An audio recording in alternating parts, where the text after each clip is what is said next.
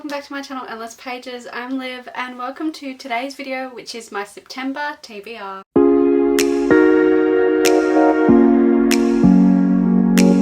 Hello, welcome to my September TBR. This is an exciting yet daunting and terrifying month of reading for me.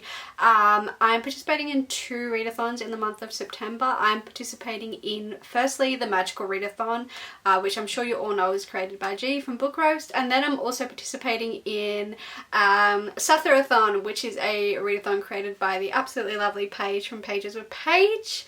So I've gone from not really participating in readathons to participating in Magical again, and then Sufferathon, which is as terrifying as the name makes it sound. So this is going to be a really intense month of reading, and yeah, I'm a little bit scared, but I have a very interesting TBR so far, so I think it'll be scary but fun. Before I jump into my TBR, I want to quickly say, of course, both readathons that I mentioned in this video will be linked in the description below. So first of all, let's talk Magical Readathon. So Magical Readathon, it is time for the autumn equinox semester. If you don't know, Magical Readathon is this readathon where you attend the Aurelium Academy and you read books to pass classes to achieve whatever calling, which is kind of like your career that you want to do.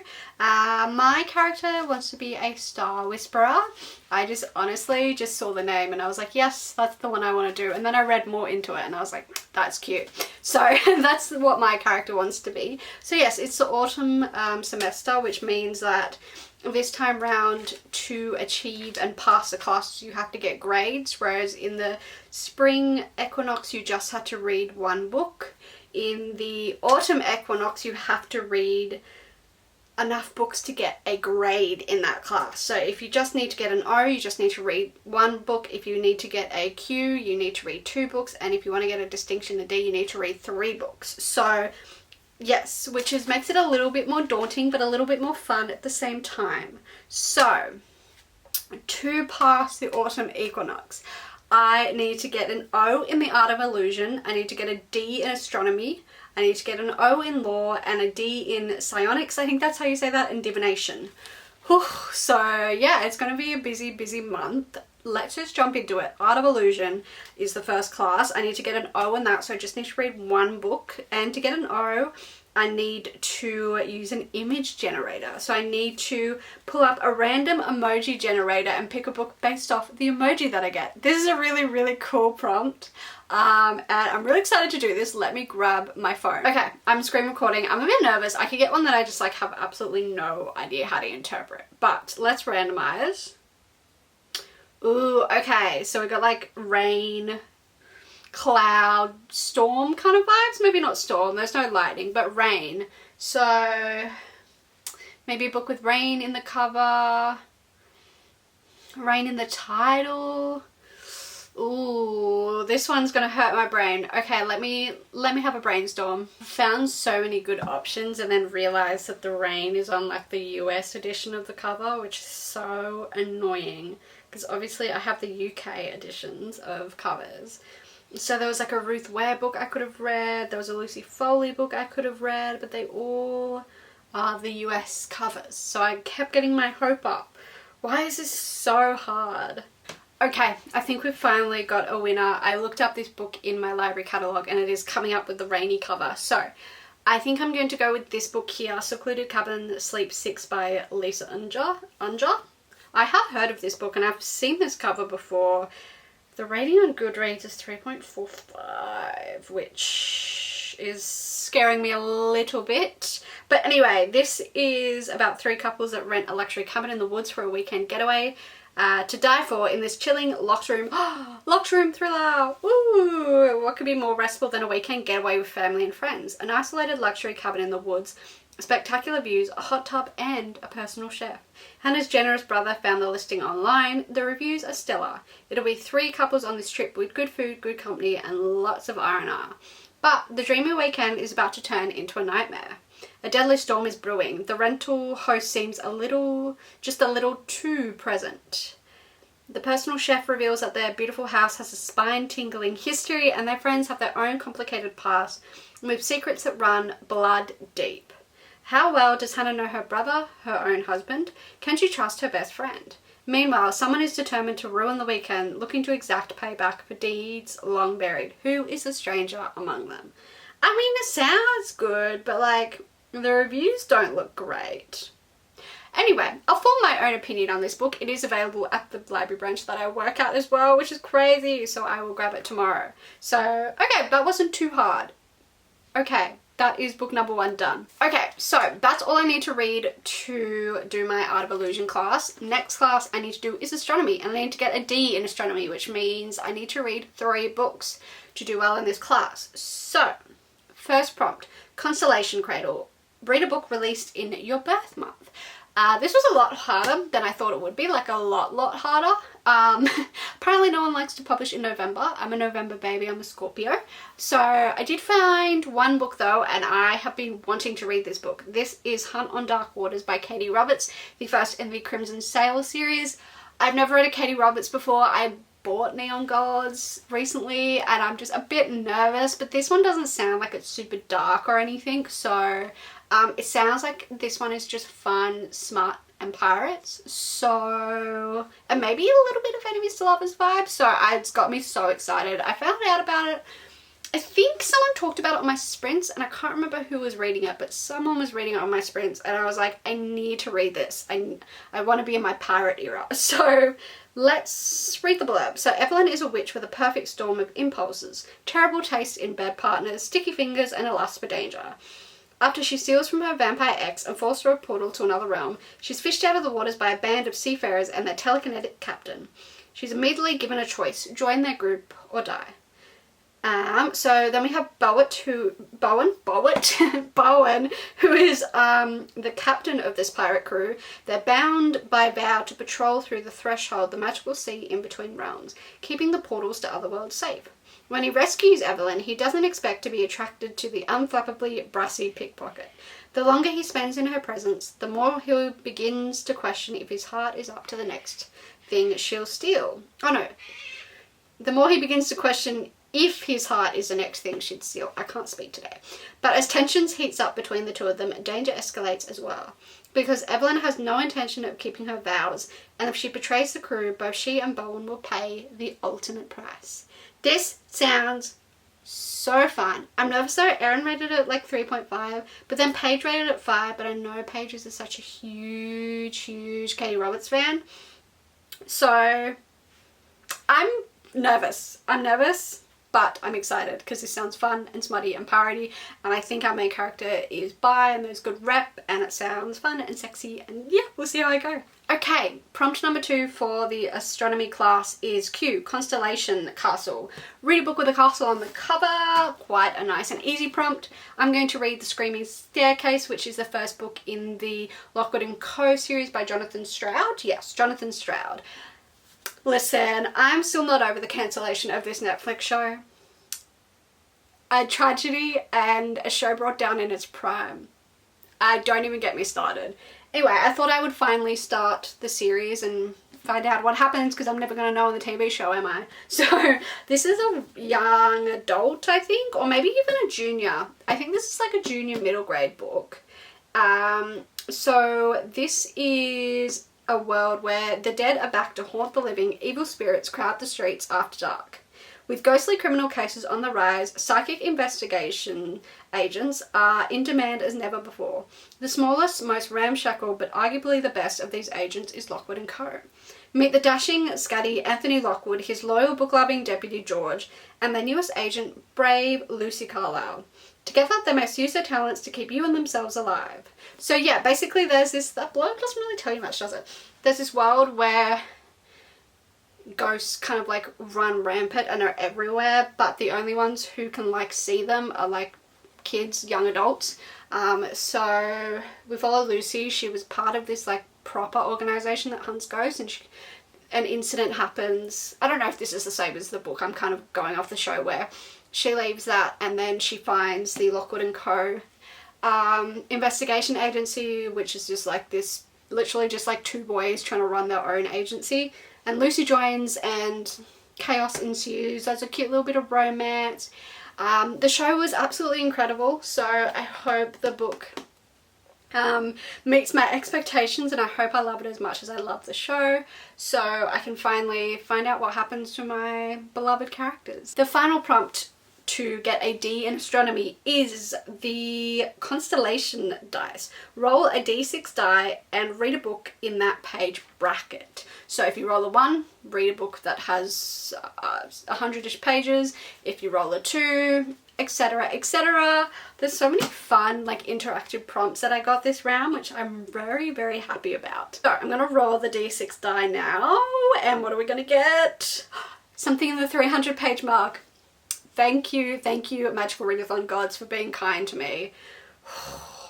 I was nervous then. Okay, let me find something. Okay, I found one. 323 pages. This is The Silence of the Girls by Pat Barker. Honestly, didn't put a lot of thought into picking this book. I just picked the smallest book that fit this prompt that I could find, because this TBR is already daunting enough. So, this is a Greek mythology retelling. This is about Queen Helen. When Greek Queen Helen is kidnapped by Trojan, the Greeks sail in pursuit, besieging the city of Troy. Trapped in the Greek soldiers' camp is another captured queen, Briseis, or butchered that, condemned to be bed slave to Achilles, the man who butchered her family. She becomes a pawn in a menacing game between bored and frustrated warriors.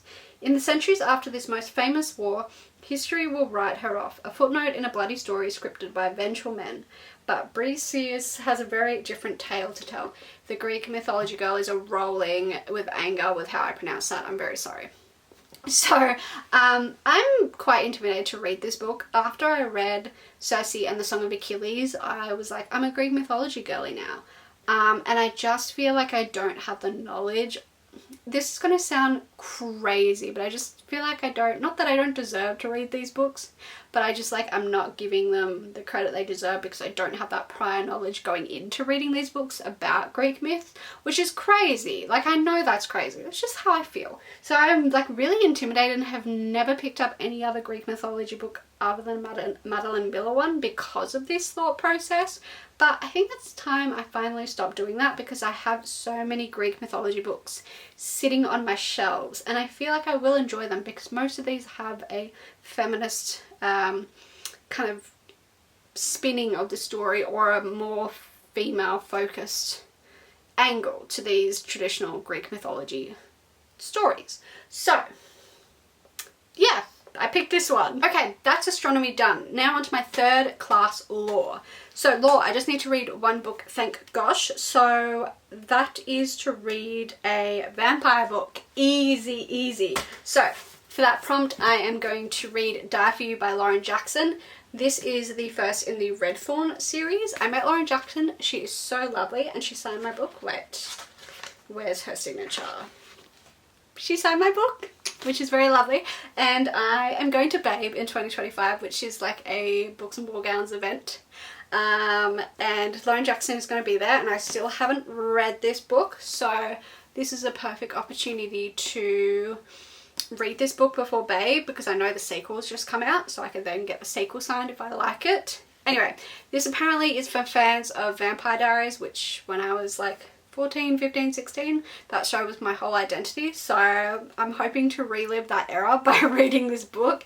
This is about, oh actually Twilight meets the Vampire Diaries. Whoa, stop. So, the survivor. The death certificate says my sister died 2 years ago in an accident, but her body was never found. I was the sole survivor. Then I saw her. Someone lied. Now I must travel across the country to find answers from a bloodthirsty vampire with one thing on his mind. I will find out the truth even if it kills me. Then we have the protector. I didn't mean for this to happen. I didn't mean for any of it to happen. Now Rhea is here. She is mine, and I must protect her at all costs. With our bond, if she dies, I die. It doesn't add up, and it's all a mess. It's my job to fix it and find my brother. She knows I'm hiding something, but I'm terrified to tell her the truth. And then we have the predator. It's been years since I had a lead. Now I have one. I will watch, I will wait, I will strike. He will be mine. So this is a human searching for her sister, a grumpy vampire bodyguard, a predator on the hunt. What could go wrong?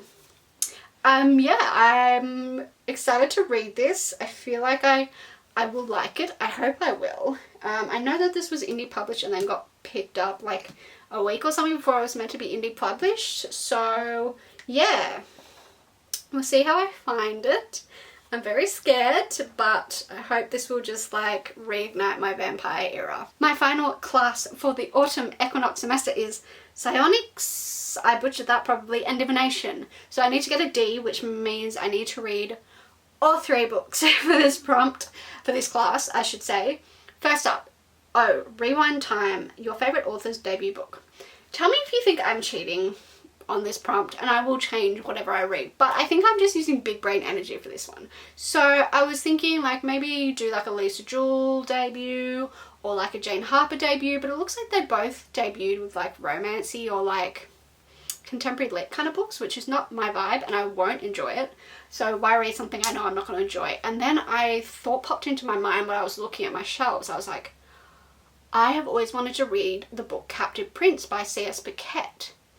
And I'm pretty sure they haven't read anything other than their new series and that series, because I just last year read Dark Air by C.S. Beckett, and I was like, this is one of the best things I have ever read in my life. So I've only technically read 1 book from this author. Can I call it a favourite author if I've only read 1 of their books? But their book is one of my favourites of all time, I think now. So I am counting that. Tell me if you disagree and I might change my mind. But yeah, so I was thinking about the book Captive Prince and I was like, I'm pretty sure this is their debut. And it is their debut. I've been really curious about this book for a long time and I don't know if I'll find it uncomfortable or not, because you'll know, like, I'll tell you what bit that I think I might find uncomfortable. But I'm going to give it a fair go because curiosity has gotten the better of me and I want to read this book, especially after reading their writing style in Dark Air. Plus, they're an Australian author, so that's an added bonus. So, Captive Prince is the first book in the Captain Prince series. We follow Damon. I can't read today. Is a warrior hero to his people and the rightful heir to the throne of Aeolus. But when his half-brother seizes power, Damon is captured, stripped of his identity, this is the bit where I'm like, ugh, and sent to serve the prince of an enemy nation as a pleasure save. That's where I'm like, I might find that a bit uncomfy, but we'll see. Beautiful, manipulative, and deadly, his new master, Prince Lauret, epitomizes the worst of the court at Vir. But in a lethal political web of the Venetian court, nothing is as it seems, and when Damon finds himself caught up in a play for the throne, he must work together with Laurent to survive and save his country. For Damon, there is just one rule: never ever reveal his true identity, because the one man Damon needs is the one man who has more reason to hate him more than anyone else. So yeah, the whole slave thing might make me a bit uncomfy, but I'm going to give it a fair go because it sounds like fun, like political scheming and like, I don't know, it's just got the vibes and energy of these 2 characters, these queer characters from the Dark Air book, that I loved the like dynamic between them, and these 2 characters, Prince Lauren and Damon, are giving me that same kind of energy, and if it's written anything like the Dark Air, I'll love it. So yeah, that's why I'm picking that book. I think it was big brain energy for that prompt, but you guys might think I'm just like cheating. We'll see. The second prompt for psionics and divination is significance of reoccurrence. That is such a cool prompt name. So the same letter needs to appear in the title 4 or more times. For that, I am going with Artificial Condition by Martha Wells, the second book in the Murderbot Diaries. I think the I appears 5 times. 1, 2, 3, 4, 5. Yes, it does. Perfect. So I can't tell you the blurb of this one because it's a spoiler, but the first book is about this genderless android bot that has nicknamed itself Murderbot, has kind of broken its programming, and it lives in this world where there's a company called The Company, and people kind of hire the company to give them permission to go to planets and take samples, you know, all that kind of sciencey shit. I'm explaining this really well. Yeah, and then when you go to these planetary exploration mission things, they give you like a bot to take with you, and Murderbot is like a security bot, and like I said, it's kind of broken its programming because something happened in the past, and if it really wanted to, it could disobey orders. It's not disobeying orders, but it could disobey orders if it wanted to.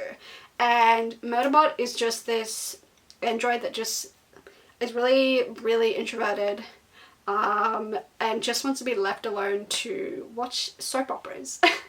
And Murderbot goes on this mission with this science crew, and the neighbouring mission goes dark, and the whole mission kind of turns to shit. So it was 5 stars. I ate that book up. So I want to continue on with the series and get to know Murderbot better. And I'm so excited to read from Murderbot's perspective again, because Murderbot is now my favourite character ever. The final prompt for this class is D, Introduction to Tarot 2.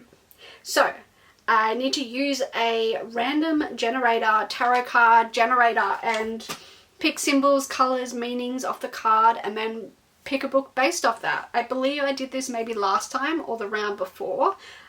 Such a cool prompt. Let's pull up the generator. It's a generator. Let's tap it and see the card I get. I'm kind of nervous.